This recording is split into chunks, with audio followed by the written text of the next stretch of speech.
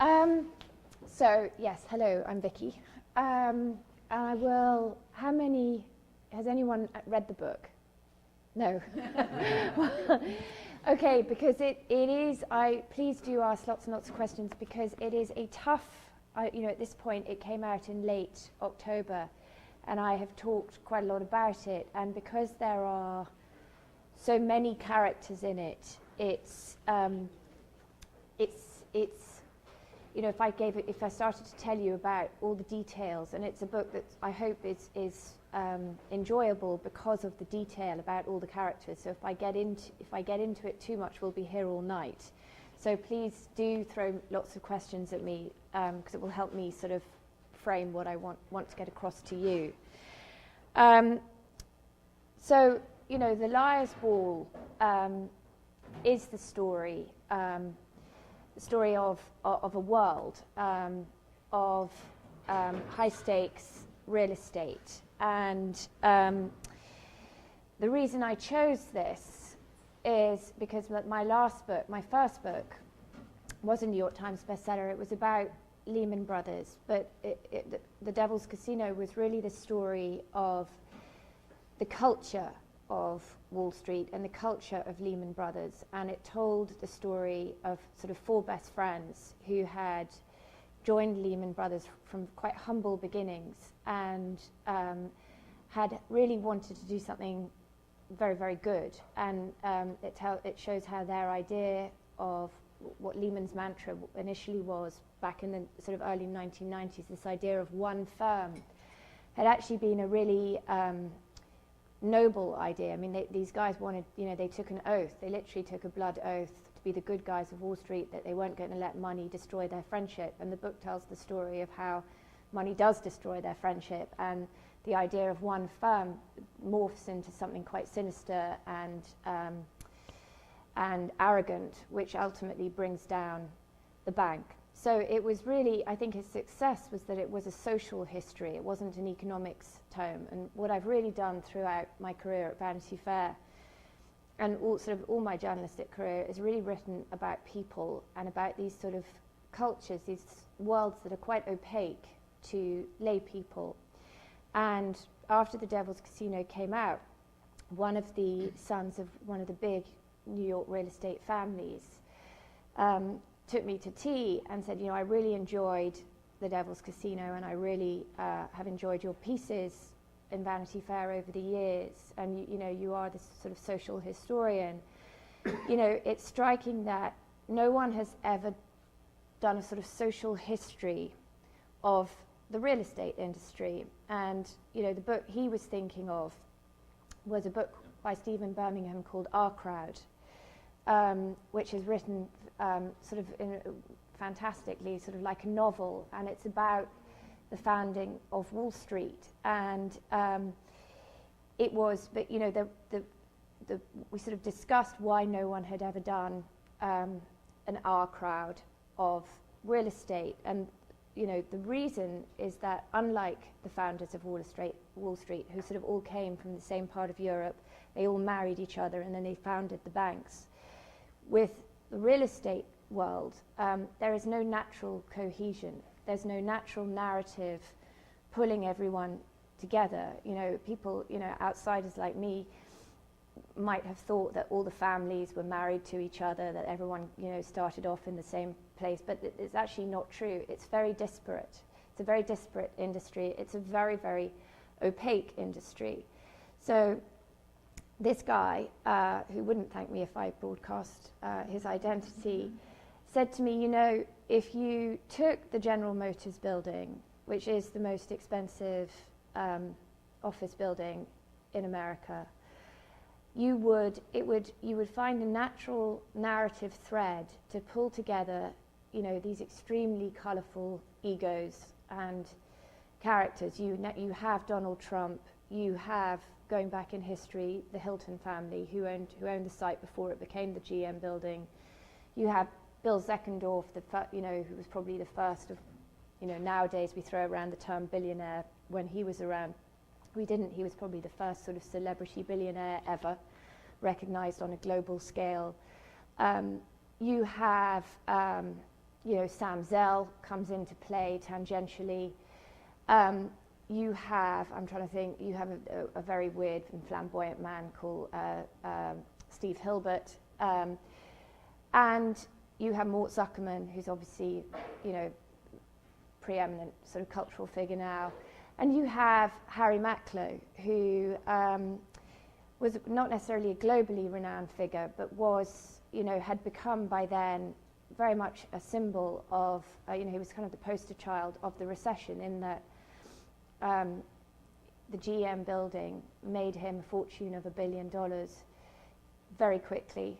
And, as the recession came in 2007, he lost that fortune in it was widely known, in a very dramatic and sort of seemingly reckless move that then alienated his son and heir, who publicly turned around and sort of trashed him and disowned him in the Wall Street Journal. So there was all sorts of Shakespearean King Lear-like things that, to a writer like myself, is clearly appealing. So that was, so you had a world full of egos that was very opaque, and the idea was to get at the culture of it. And through this incredibly expensive building that was sort of like, the golden fleece of the modern world. And, that was the basis on which I went to Wiley, who had published my last book. And, when writers like me submit book proposals, it's always, I hope there are no publishers, it's always faintly, it's a really stupid and comic process, because, I'm an investigative reporter, and if I knew what I was actually going to find, there'd be no reason to write the book or to write the article. But nonetheless, we go through this process every time. You sit there and you write 5,000 words and you say, this book is going to be the definitive book on the commercial real estate industry. I am going to speak to Harry Macklowe, Donald Trump, Sam Zell, Mort Zuckerman. They are going to explain the importance of place and land in America. I'm going to get behind, into this world like nobody else has. And it's all just hyperbole and rubbish, because you have no idea if you're really going to get Harry Macklowe. And I certainly had no idea. But you go in, you make this pitch, and Wiley said to me at the time, this is fantastic, because, and they went for it. They said, we've looked at the success of Downton Abbey, and we think your book could really work. And I'm thinking, well, if that's working for them, then they're going to pay me on the basis of Downton Abbey, whatever. I'll run with this. But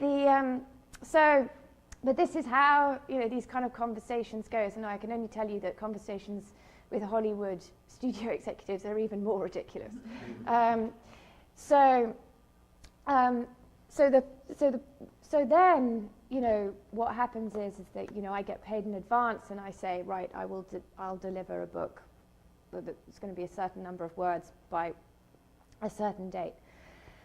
And so what I always do is just make a huge list, is hit the phones, and I interview absolutely everybody, because I really have no idea what I'm going to find, and I have no idea really how I'm going to, despite the proposal, I have absolutely no idea what the story is until I have interviewed everyone and gone through all those interviews very, very carefully, and then thought, well, how can I control this material rather than have this material sort of control me? That's always the sort of the struggle for writers.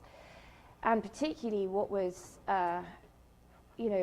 very time-consuming and complicated in organizing this book was there were so many chapters in the life of the GM building, and so the reporting of it, it was quite hard for me to keep everybody in their lanes. Probably I started off going to see Donald Trump, who back then was actually a big fan of mine. He certainly isn't now, but for no very good reason, because I'm extremely fair to him in the book. But I went to see him And he was consistent on one point and said to me, this is a terrible idea for a book. And the reason he said that is because he really wanted the GM building very, very badly.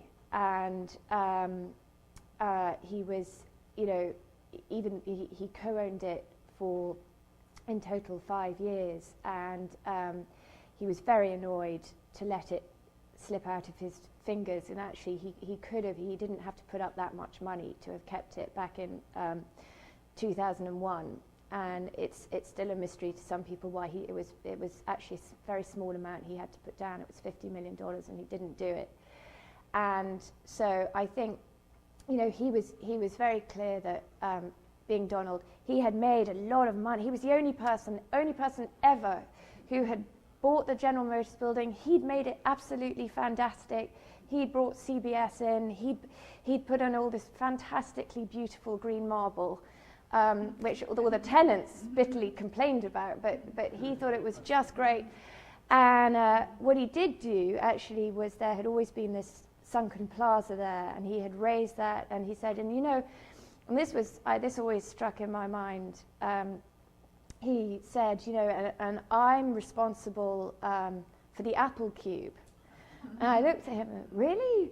Because very famously, the Apple Cube was only, the building, you know, back in the day was famous because it was GM's headquarters when General Motors was the most important company in the world.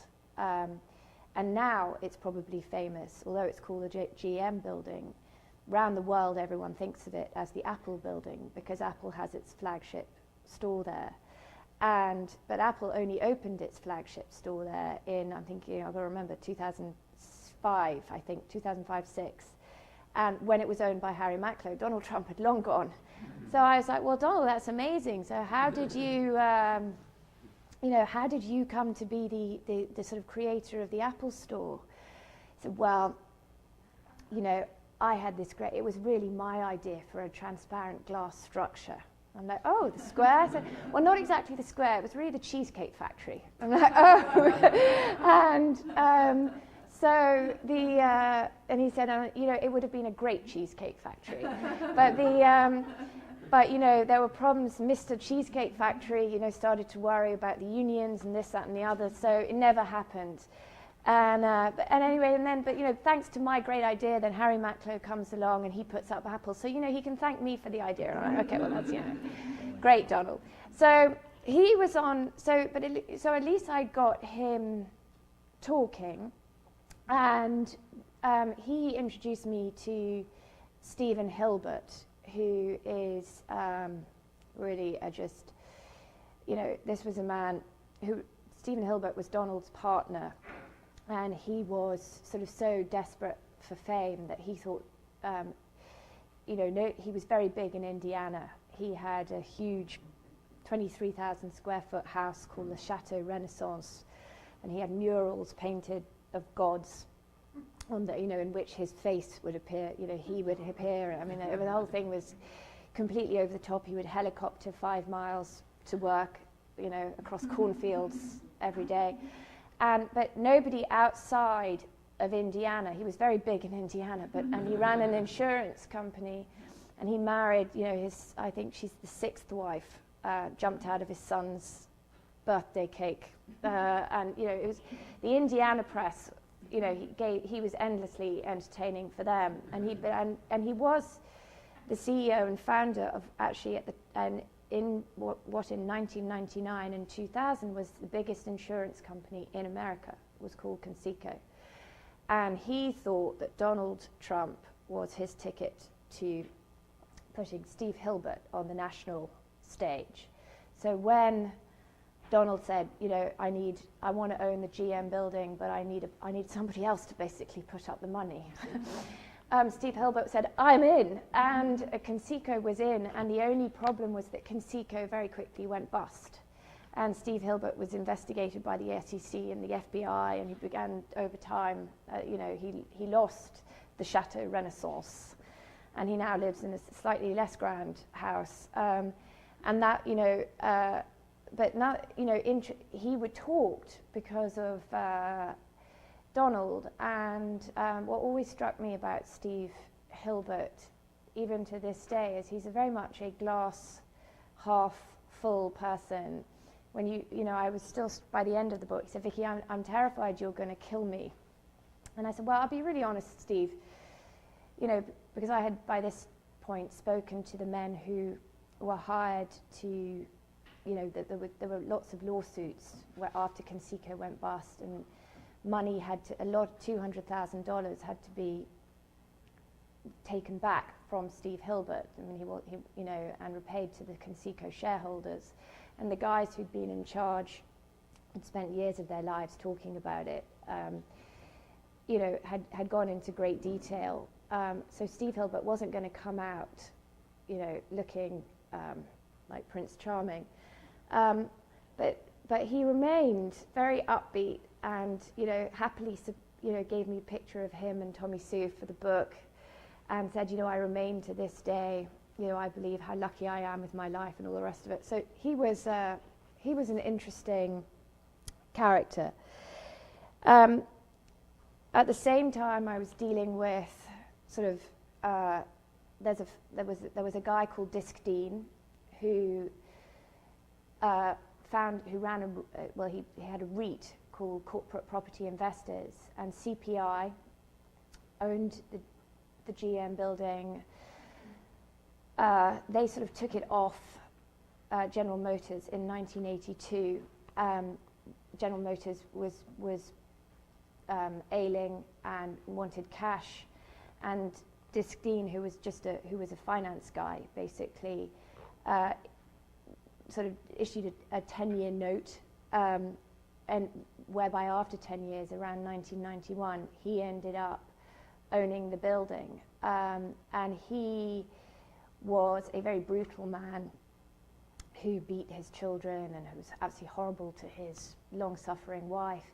And in the great karmic circle that enveloped all the characters in this book, they all end up hoist by their own ego and hoist by their own greed and their own sort of. And what happened to him was he really was a very brutal, tyrannical man. And even Donald Trump said he was the nastiest person I've ever done business with. They were partners in something called Starrett City, and Donald said, you know, I always wanted to make sure I had the same deal as Disc Dean, because it was always going to be the best deal, but he was a horrible, horrible man. He shouted and screamed, and you didn't want to be on the end of one of his tirades, but you certainly wanted to be you wanted to be partners with him, because he would do all the shouting and screaming for you.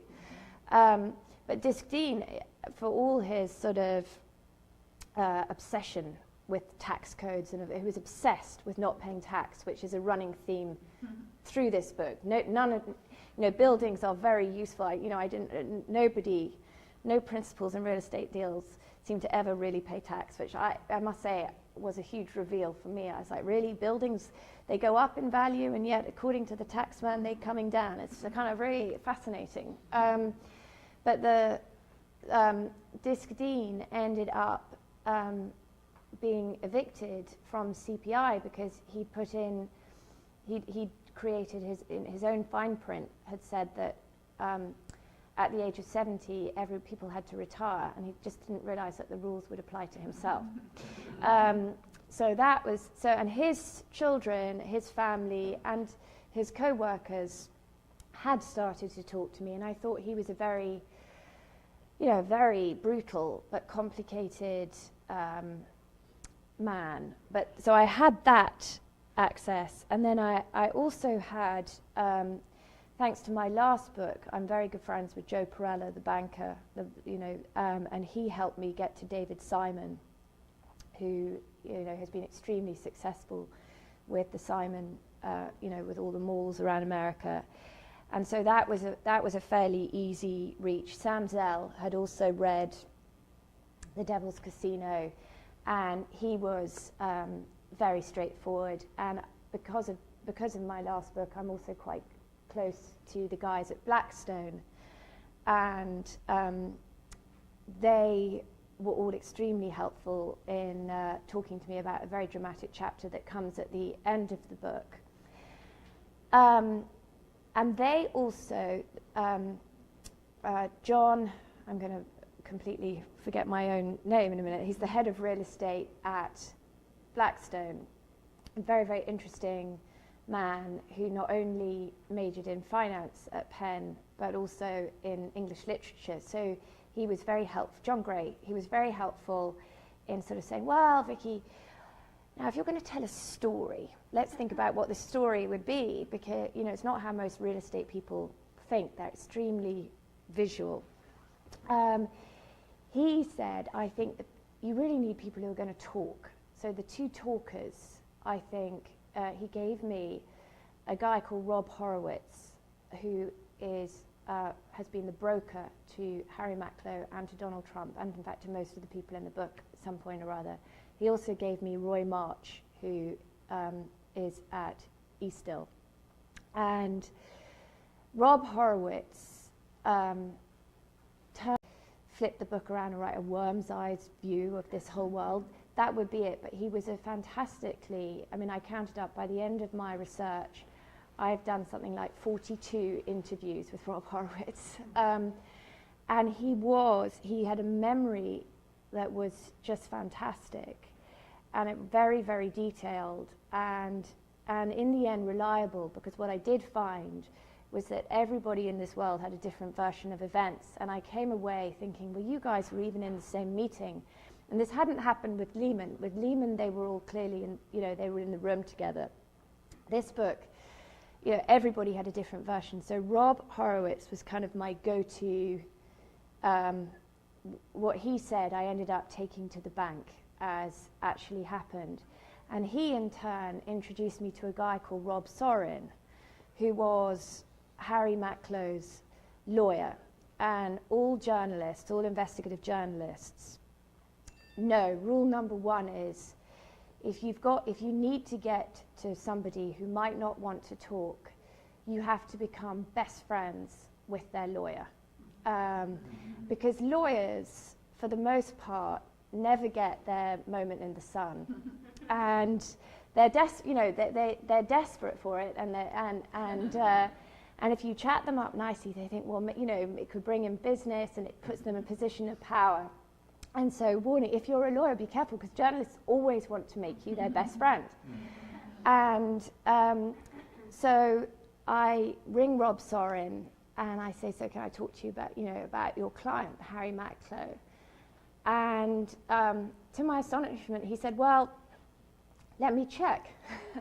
And he rang me back, and he said, okay. And that's when I sort of breathed a sigh of relief, because I knew that I wouldn't have a book. I couldn't write a book about the General Motors building. It was okay I got Donald, I got everybody else, but I really couldn't do it without the man who very famously had made and lost $1 billion because of this building, and also transformed it into a relevant icon today. And so, the last task was how to get, I kept calling Harry Macklowe, how to get him to answer my phone calls. And so what you do, like all, the sort of rules, as well as for all investigative journalists, as well as ensnaring the lawyer, what you do is you go and you put yourself physically in front of them. So I discovered that he was speaking at a Bloomberg conference, and I made sure to attend this Bloomberg conference, which was incredibly boring. And I sat there all day, and enter Harry Macklowe, and I was very fortunate. I sat next to Dolly Lentz, who's a very successful real estate broker. She introduced me to Harry, and he said, "Oh my God, did you really write the book, The Devil's Casino, or did you have someone else write it for you?" No, I really wrote it. And so, that's how the ice was broken. And the next day, he returned my phone calls, and we set up a time to meet. And the only problem then became that we played cat and mouse over the next 3 years, where, I spent hours and hours and hours in Harry's office, and he would say to me, "This is all off the record." And he needn't have bothered, because what he was telling me, I mean, there were lots of jokes and it was all rubbish. None of it was of any use for the book. But what it's part of the process. You have to, if you're in my shoes, you have to be incredibly patient. And it is about building relationships, just as ironically the real estate business is about building relationships. And I knew that while he wasn't saying much, he was perfectly aware, though he never copped to it, that his lawyer and his broker were giving me a lot of the details of his story. And what he would do is give me a few gems. And I think the most interesting gem that he gave me, that I really had no idea about when I submitted the book proposal, had to do with the history of the building, because Harry had been around in the 1960s and had actually been one of the brokers for the building when it went up, and he remembered the story, and he had known this extraordinary woman, English woman called Cecilia Benatar, and he said, call Leonard Lauder, and you need to find out about the start of the building, because it's really a fascinating story, and it was, because, and I know we've got some slides here, what I hadn't expected, I'd known that I was going to write a book about a lot of men who were very eccentric and had huge egos. I wasn't expecting to find, in the middle of all this, an English woman that made me feel, it really made me feel right at home. And, what Leonard Lauder said, you need to call London, you need to find the children of the late Lord Max Rain, who was one of 3 English developers who rebuilt London after the war, after it had been bombed out.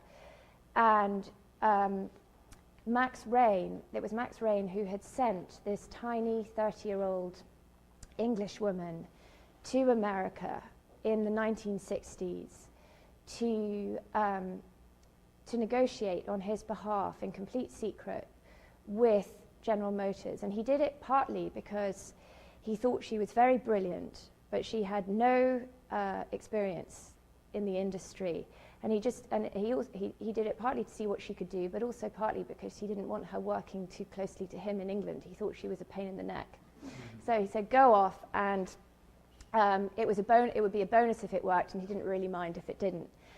And the reason that this building exists today is really the result of one big con.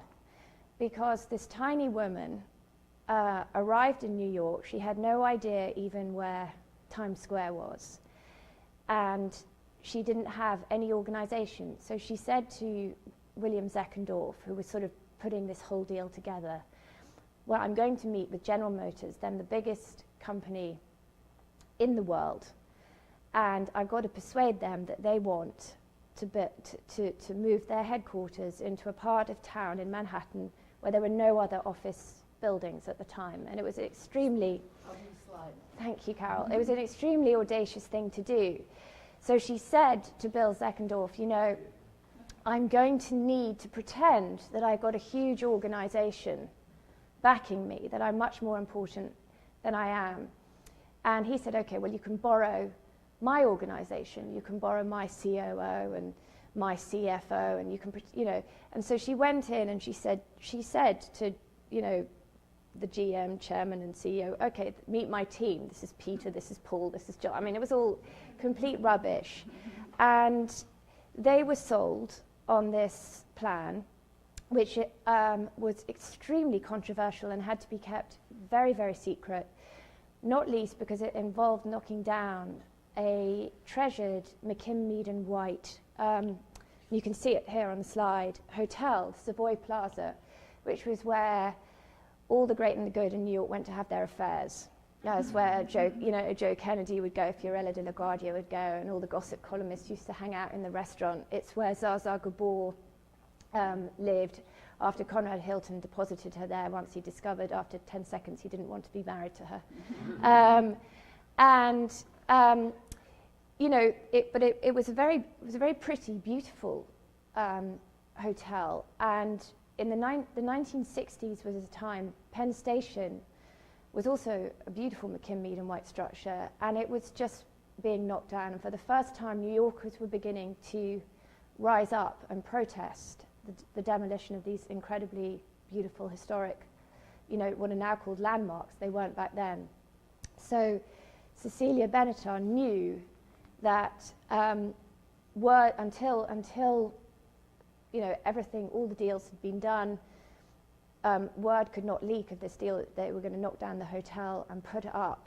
And she pretended to have an architectural competition for the GM building. She didn't at all. She just wanted Edward Dorrell Stone, who was an architect of the day, to build it because she thought she could work with him.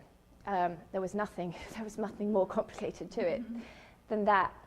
And so she worked with a lawyer called Jesse Wolfe, with whom she became best friends, and who was a partner of a firm that was then hardly known at all, called Weil, Gottsall and Manges. And she said to Jesse Wolfe, "You've got to take space in the building," and he was terrified. He thought it was too expensive, but in the end, Weil, Gottsall and Manges did take space there, and over time, he developed such a close relationship with General Motors that it changed it turned Weil, Gottsall and Manges into one of the most important law firms in the country today. So that was hugely important for them. And then so Cecilia moved in she moved in half the building was taken up with GM, and then what really made the building was that she filled the other half with sort of cutting edge blue chip clients. She became best friends with Leonard Lauder and persuaded him that he needed to move his mother into the top half of the building. And Estee Lauder actually was initially very resistant because she was terrified the idea of elevators that were not that were electronically run. She wasn't very happy about it at all, but she ended up loving the offices. The golfer Arnold Palmer was there, Sandy Weil was there, Mary Wells, who had the cutting-edge advertising agency Wells, Rich and Green, was there, and that is really how the building came to have its eminence. So what else can I tell you? So I'm learning all these sort of snippets. I'm piecing together the story of the building. I already know probably that Harry Macklowe will bookend my narrative because, we start with his very dramatic rise and we end with his sort of very dramatic fall. Along the way, I got a bit of probably the trickiest thing for me to handle was when I got contacted out of the blue by a guy called Abe Wallach, who was Donald Trump's, previously the head of acquisitions. And he wanted, when somebody says, "I've got lots of stories to tell you," you always are a bit wary, because it's like, why? Do they have an agenda? And, he sat down, but he had been Donald Trump's head of acquisitions for 12 years. He sat down, he told me that he'd written his own book, but he couldn't get a publisher, and oh, by the way, he had a criminal record. And that, warning flags always go off everywhere because, sources like that, it doesn't matter if every word out of their mouth is true. You just cannot use it unless you can firmly corroborate anything that they say on the record. So basically everything in the book that he did say, if you look at my notes at the end of the book, there are double sources, if not triple sources, because, you know, I suspect that actually every word out of his mouth was true. But that, you know, it's always a tricky one when people like that come along. But I was quite gratified after I finished reporting the book. I had lunch with Charles Bagley of the New York Times, and he said to me, you know, I always had that issue. Abe Wallach would always call up, and we would always think, oh God, what are we going to do with this man? He's a convicted felon. He said, but we also really felt at the New York Times that he was a trusted source. So I thought that, you know, it was quite interesting. You kind of have to go with your instincts. So what were the big reveals? I think probably what I always, once I've interviewed everyone, I like to interview people off the record because they tend to feel free to talk, you know, and then I go back and I say to them, you know, I'd like to use this, if possible, on the record in the following context. You know, does that work for you? And I have, in this book, to my astonishment, you know, there were very few instances where anyone said, no, you can't do that. What I realized was that everybody wanted to talk. And Harry Macklowe ultimately wanted to talk more than anybody else. You know, I guess it's partly the nature of the beast, you know, that these people build buildings. You know, Sam Zell says it very well, you know, they do this, there's a huge amount of risk involved, you know, but at the end of the day, it's all about ego. So the chance to have a book with them talking about why they get out of bed every morning and their fantasies and their dreams was something that they weren't going to shy away from in the end. What else I could talk to you? You know, it struck me that apart from Cecilia, there were very few women in this world in the roles of principals. I mean, there were obviously women brokers, women bankers, women lawyers, but very few women principals. And I was quite struck that Cecilia Beneta had been such a force. She was known. Life magazine called her the toughest woman in real estate, and the British called her the housewife tycoon, which is not a particularly politically correct thing. But this was back in the 1960s, so I guess they talked differently then. But it struck me as very bizarre that really there's never been a woman in the industry like her since then, and that was the 1960s.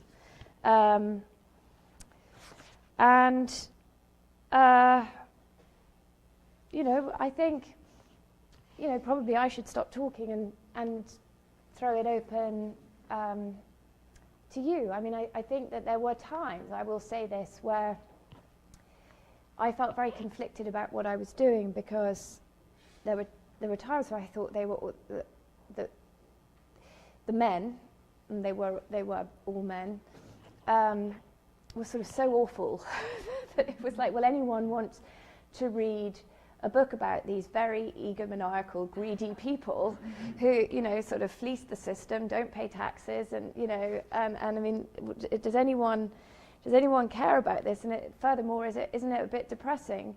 But the flip side was that, you know, goes to probably what Carol talked about, the essence of the Liar's Ball itself, which is really a grotesque, vulgar event, and where all this greed, you know, and slipperiness is there for everyone to see.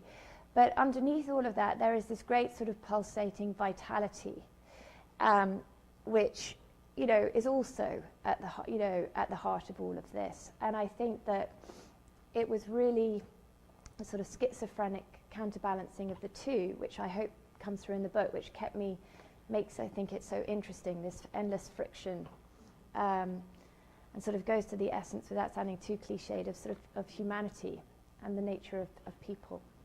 So, over to you.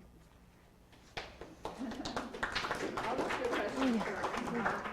To follow the women's angle, I think it's interesting. Last year, I guess it was, when Phyllis Lambert published her book on building Seagram, and Phyllis Lambert, of course, was the daughter of what's his first name? Bronf- Lambert. Oh, yeah. No, not Lambert. Bronfman. Bronfman.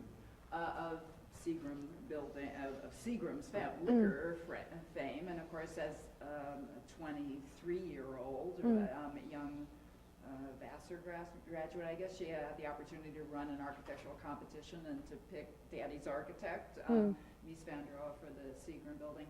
And one thing that I think is so astonishing about Phyllis Lambert and her book is that it's a picture of the 1950s in New York and the real estate world, with largely a world of men and martini lunches, and but also a city that isn't developed in the way that we recognize New York today. I mean, the post-war landscape of real estate in New York had only really began to grow up on 6th Avenue, let's say, around Rockefeller Center, on 3rd Avenue, around this time or after this time. So when you say, it seems astonishing to hear that the corner of 59th Street and Central Park and 5th Avenue, Central Park, would be undeveloped office territory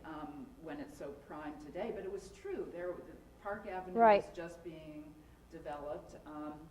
That has nothing to do with women so much. It's just to give Phyllis Lambert credit for a book that paints the picture of this period. I wonder, have you looked at her or No, I've met her actually completely separately, but Harry Macklowe was very clear when he was thinking about what he wanted to do with the Apple Cube. He was looking very closely at the Seagram's building. That he said he wanted a mixture of that and the Louvre. I mean, that was what he was going for. She very successfully convinced her father not to put a bank in the middle of the plaza. Yeah. So I think, but actually, it's a. Although there were no office buildings in that part of town, what is interesting that I didn't know until I started sort of researching the book was that the site becomes valuable. That piece of land becomes valuable because of Central Park. And so going way back to the late 1800s, who was running basically New York City and knew where the boundaries of Central Park were going to lie? Boss Tweed. And Boss Tweed had inside information, and he was the first guy. He's really the first of what I call the Icari, as in plural of Icaruses. He bought that piece of land and actually planned to he started developing it. He wanted to build a hotel there, and he bought it on the cheap. I think it was for $1 million, and very quickly, the law caught up with him. He was thrown in jail and died bankrupt, as we know, with all his schemes uncovered. And there begins the motif for the rest of the book. All these people, all the overreachers coming at this piece of land. But no, there were no. I think 57th Street was sort of the cut-off point, but for offices. But what happened in the 1960s that began to change all that was the World Fair. ExxonMobil and Union Carbide. Everybody wanted to come. All these people that have since, these industries that have since gone back out of New York at that point wanted to come to be mainly actually to be close to their bankers. So. Could you elaborate a little on how these developers get such tax breaks?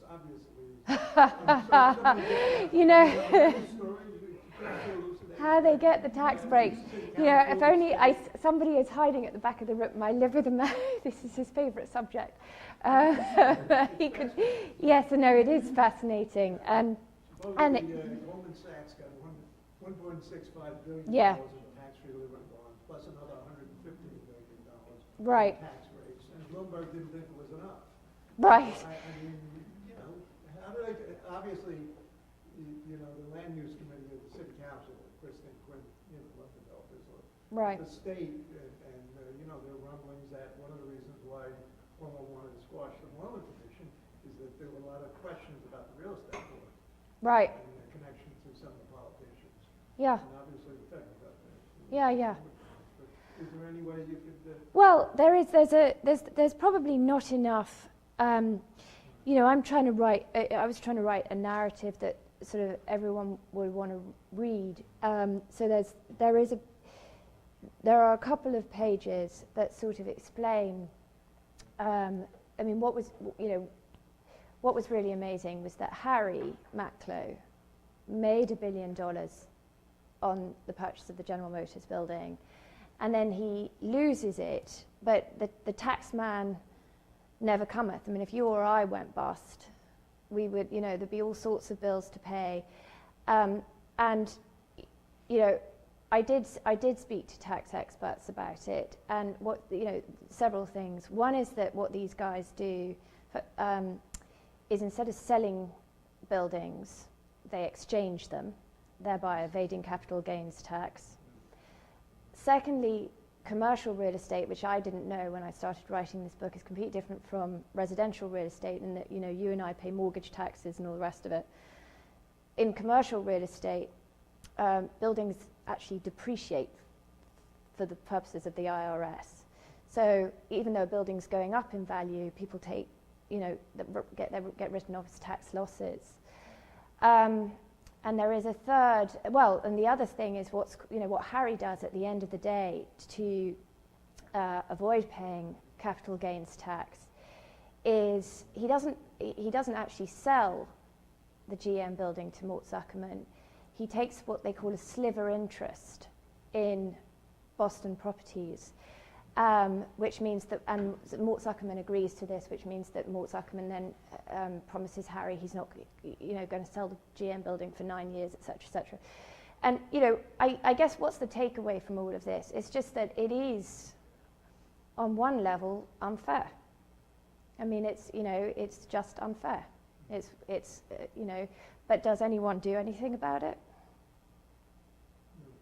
Politicians need money to survive. No, and I guess, you know, Goldman Sachs, somebody that, you know, Mike Bloomberg needed Goldman Sachs to go into that building. They needed to be incentivized.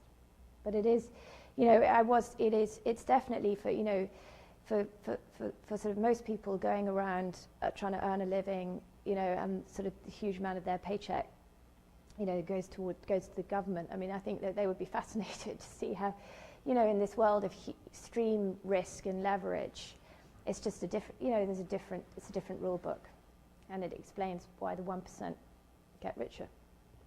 What's so interesting to me is that it's someone known in New York. You know, well, I don't think it's unknown to them. Yeah. Very little coverage. You know, I mean, there's a lot of struggling taxpayers. No, I know. And you know, they would be outraged. Well, I think part of the problem, and this is not, I don't go into this in the book, is that, you know, when you start talking about reforming the tax code, most people fall asleep. That's, I mean, it's just, and also, you know, politicians don't want to, you know, I mean, they get very nervous with campaign fight, you know, that they get very worried about alienating the people who are financing their re-election campaigns, so. I know throughout the book there's a lot of really bad qualities that are talked about, but what are some of the good qualities you see in all of the different players? Like, what are some good qualities that help them be successful in real estate? Well, I think that, you know, it takes an unbelievable imagination and vision to pull off what these people pull off. I mean, Sam Zell said something very interesting, which is that it's really impossible to be a real estate developer and be consistently get it right all the time, because there are just too many pieces in a jigsaw puzzle. But, you know, you're spending huge amounts of money with huge amounts of leverage, and you know, you have no idea. You know, you hope the market is going to go up, but you have no control over that. You have no control over all sorts of things, and you know, inevitably something may happen in Japan that completely ruins the outcome. So I think, so for example, Harry Macklowe, when he came literally out of nowhere in 2003, out of nowhere and put up at the $1.4 billion, which at the time is the largest amount of money for an office building. And everybody, all the competition, thought he was out of his mind, that it was far too much money. But he had got this vision inside his head, and he'd never met Steve Jobs, but he had every intention of getting to know Steve Jobs, and he had every intention of bringing the Apple store to the General Motors building, and he'd figured out how to change the retail and move the various tenants, existing tenants around. And, you know, it was that vision, that imagination, that proved that he was right to pay $1.4 billion. He was right to take the risk he took. The only problem was that the same sort of dream, the same romantic in him and recklessness also took it away. But, you know, which is, I guess, goes back to the point about consistency. It's very, very difficult. You know, the same thing that makes these guys great also brings them down. You know, this kind of enormous hubris and ego. But you have to, you know, Harry Macklowe was certain of something that, and he saw potential that nobody else saw. What your general impression was of all of the people that you interviewed, and I prefaced the question with an occasion that I had to have dinner with some couple of people, well, a very well-known real estate lawyer, now deceased, a portfolio family head of a real estate company, and one of the most successful brokers for a large commercial real estate. And the reason that I had the opportunity to host a dinner is that Dan Okrent, who wrote Great Fortune about Rockefeller Center, is a friend and has spoken here. And I mentioned I think it was probably at the Liars Ball that I had the occasion to mention to these people that, oh, you know, Dan Okrent is giving a talk and say, oh, I read that book, that was a great book. Just as you're describing the people who had read, you know, the first book, The Devil's Casino. And the impression that I took away after this, and that I have, I think, over and over again when I meet people, you know, through the museum who own buildings, who develop buildings, is that they're enormously intelligent people who are interested in the world and who read, you know, and they're smart in a way that may not be, you know, academically credentialed or, you know, intellectual in the sense of New York Review of Books and, you know, and discussion on at dinner party conversation, but that they're just enormously smart people. And I'm wondering if you have got that same impression across the interviews that you did. Yeah, I didn't come away thinking anyone was stupid. No, I didn't. But no, I think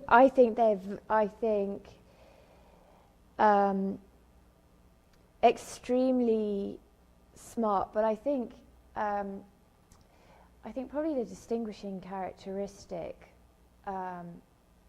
which really distinguishes this group of people, really, and it's apart from the Wall Street guys and apart from any of the other people I've ever interviewed, is that they're very certain of their opinions, for better or for worse. They're very sure that they're right, and of course they're not always right. But I think they have to be, because the risks are so high. But if they didn't go in with so much conviction, they couldn't possibly get the financing, because they've got to sell their ideas to bankers, to everybody else to go along with it. And self-doubt was not a quality.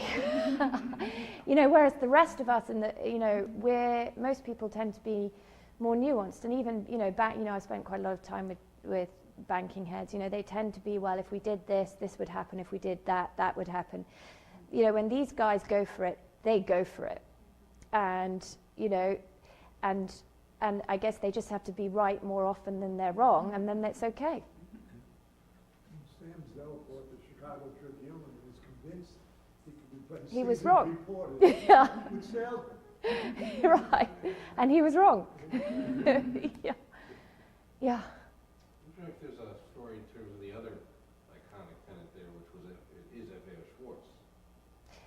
Well, obviously there was, yes, I mean, F.A. Schwartz has a story all unto itself, but if I remember rightly, Harry moves them a bit to the side, and then, I didn't get into that. Mainly, when you read the book, it shouldn't take you more than 2 hours to read. I tried really hard to make it a very taut narrative that hopefully is very, friendly to people who have, think that, real estate is an alien subject. The idea is that this is really a sort of gripping thriller about the race for a building over time, and it's about people. Yeah. Your talk leads me to muse a little bit on the ideas of greatness and approachability or unapproachability of men and of buildings. On the one hand, you have these grand individuals like Donald Trump or Mort Zuckerman, whom the average person is unable to approach. And a lot of what is kind of interesting about your story is the process by which you succeeded in approaching them. And through you, we have the opportunity to approach them. Hopefully. On the other hand, there's the issue of the grandeur and approachability or non-approachability of buildings. And I think this is a very interesting emblem of that. The GM building replaced, as you mentioned, the Savoy Plaza, which was a beautiful building that it's interesting to think if they had attempted to build the GM building 15 or 20 years ago, they might not have succeeded because of landmark laws. Absolutely. And the Savoy was a grand building that was very approachable. Anybody could walk into the Savoy and enjoy it and be a part of it. Whereas unless you have business in the GM building, it's an unapproachable building. Yeah. Maybe you can get to the beginning of the lobby. And it's interesting because actually this is true now of so many of the grand buildings in New York City that prior to 9/11, one could enjoy their grandeur, but one could also approach them. I remember as a kid going in the Empire State Building, taking the elevator to the top floor and racing my friends down the stairs. So there was a time when we could approach skyscrapers in New York City, but now, like the grand men like Donald Trump and Mort Zuckerman, we have to admire their grandeur from afar, but we can't really approach them. Well, if you, to your point, imagine then the absolute agony of Harry Macklowe, who, whilst he owned the building, he loved the building so much. I mean, the great, interesting thing with Harry is he probably loves the building more than he loves anyone in his family. And he loved the building so much that he spent well over $60 million on an apartment in the plaza opposite so that he can look at it. And imagine then he loses the building. He'd much rather, I think, have lost his family. And he said he loses the building and now he's left looking. I mean, he still has an office there, but imagine that, exactly to your point, that sort of exquisite agony. It becomes the obscure object. Yeah, his rosebud. Yeah, exactly. Anyone else? Yeah. When you mentioned women in real estate, yeah, powerful women in real estate, before you mentioned the gal you mentioned, the woman you mentioned, what jumped into my mind in the context that you used was Leona Helmsley. Yeah. Talk about powerful women in real estate. Well, and again, you see, I think this was really my point. We haven't seen the like. I mean, there's a very interesting Chinese woman who is now a part owner of the building called Zhang Jin. And her story, I get into it right at the very end of the book, her story is remarkable. But, it is interesting to me that, we haven't, there are no, where are the women? Whoa, wait a minute, on the front page of this week's Real Estate Commercial Observer, there's a picture of Marianne Gilmartin. Marianne Gilmartin. Right, but is she a principal? Yeah, she's the CEO of Forest City Ratner now, Bruce Ratner. So she's that's right. No, so It's happening. it's happening, but she's still not the principal, is she? She works for Bruce Ratner. It's not her money. He's the chairman. That's Yeah, right. it's not her her. money. She's the I CEO. think that's really the point. It's not her money, and it wasn't, to be fair. But she is like Cecilia. It wasn't Cecilia's money at the end of the day, and that's what ended Cecilia's career. At the end, she wasn't in control, and I think that's whereas Zhang Jin, it is her money, which is quite interesting. Well, I mean, that's the goal of Yeah. everybody, whether it's Harry Macklowe starting as a broker, and that Right. in the end, it's their money. Right. Even though you build with other people's money, in the end, Right. monopoly, you pile up Yeah. the money in your own pot. Yeah. So, Any other questions? Well, we invite you to have a glass of wine and buy a book and have it signed, perhaps. You know, you can get one here in the store, have it signed by Vicky, and then later tonight, enjoy the two plus hours and the it shouldn't be everything plus. else inside. All right, So thank you. Please. Thank you, Carol. Let me run it over. Since lots of familiar faces from previous talks, I've got maybe some new ones. I'm Carol Willis. I'm the founder, director, and curator of the Skyscraper Museum. So if you're here for the first time tonight, welcome. And I think on this cold night we will still be joined by other people who reserved, and we'll let them filter in, I hope, later.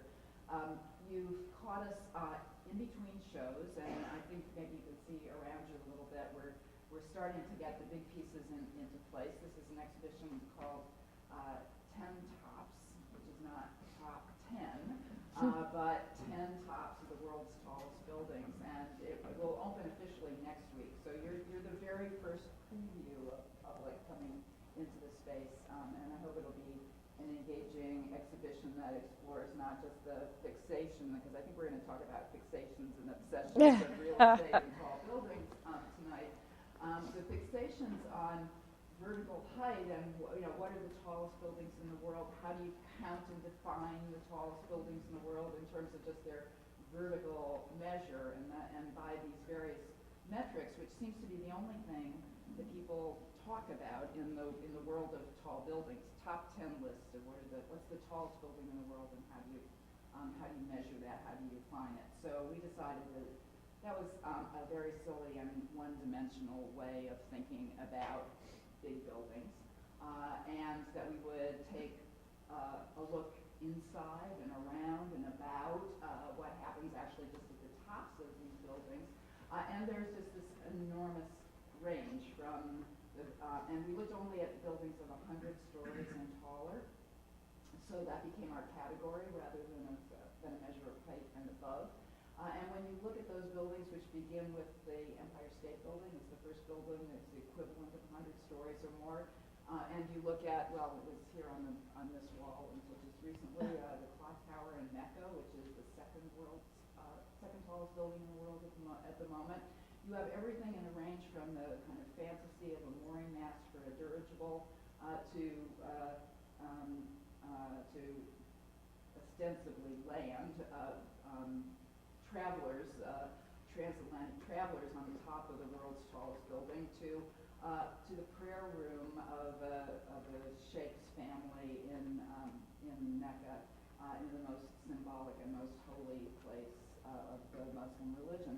And then a lot of things in between. So it seems to me that when one studies the history of buildings, it's impossible to ignore the history of real estate, and it's impossible to ignore the financial dimension of tall buildings, which, after all, the architect Cass Gilbert defined skyscrapers as a machine to make the land pay. So the history of cities, the history of buildings, the history of real estate are really one thing, I think, when you want to study a place like the city of New York or the city of London and other enormously successful global cities. So I think what we do at the Skyscraper Museum and what I've done as an architectural historian who wants to inquire about the history of the skyscraper, which is, after all, commercial real estate. What we've tried to do is to put these buildings in a historical, academic context without, I hope, being too boring about it, and to study the influence of money in these kind of broad patterns on a kind of macro scale. I guess the appropriate pun would be that Victoria Ward is studying these buildings on a Macklowe scale rather than a macro scale. But on a macro scale of a single building that tells the story of real estate in New York and all of the contentious and ambitious and devious ways that real estate tycoons strategize to both one up the other one and make money in the end, and the rise and fall of cities and economies and economic cycles in cities, and the rise and fall of great fortunes in real estate are parallel in the kinds of stories that I think the museum tries to tell and that Vicky Ward is telling in her book, The Liar's Ball. So I confess that I haven't read the book yet because I've been way too consumed with this exhibition and trying to get it up and finally some words on the wall to be able to sit down and just enjoy a book for sheer reading and pastime and I would say recreation. But I've been to the Liar's Ball for the last, more than 15 years.